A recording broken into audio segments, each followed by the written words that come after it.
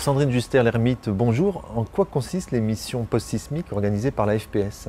La FPS, donc l'Association du génie français parasismique, a comme objectif premier d'étudier les tremblements de terre, ses conséquences sur le sol, les structures, et aussi s'intéresse à l'aspect sociétal de la crise lorsqu'il y a un séisme.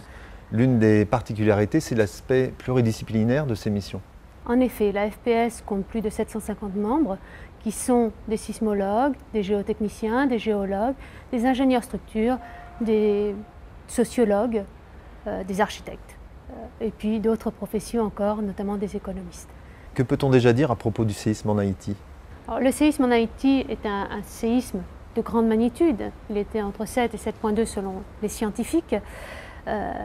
Très peu profond, très proche d'une capitale très peuplée, dans un pays où la construction, l'autoconstruction n'est pas négligeable, mais surtout où les règles parasismiques n'existaient pas.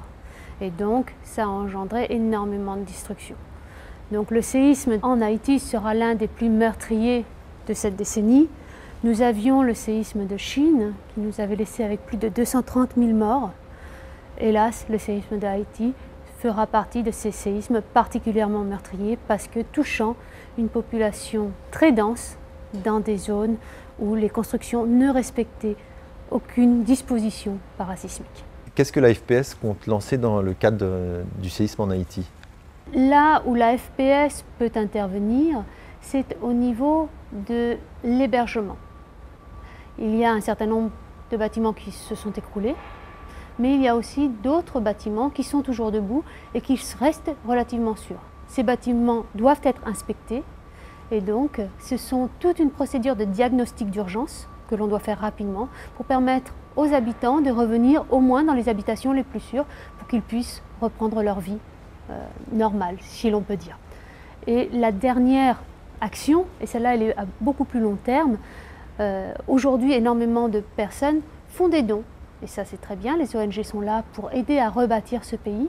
Ce qu'il ne faut pas, c'est en parler pendant quelques semaines, laisser l'autoconstruction de ces nouvelles, par les habitants de nouvelles habitations se faire, sans justement les aider à construire avec une bonne conception. Mais concrètement, qu'est-ce qu'on peut proposer à un pays pauvre comme Haïti pour se reconstruire et résister face à un futur séisme? Ce que l'AFPS propose, c'est des guides, donc, qui peuvent être pris par n'importe qui. Donc on ne parle pas d'ingénieur en face, on parle vraiment d'une personne qui prend juste son guide et qui va comprendre la conception même du génie parasismique et donc ce qu'il faut surtout éviter de faire pour ne pas se mettre en danger. Des exemples peut-être?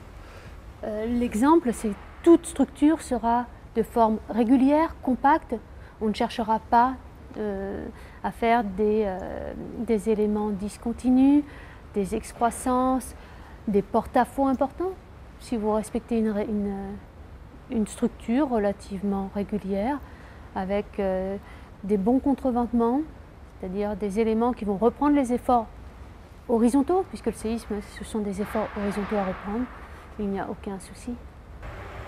Merci.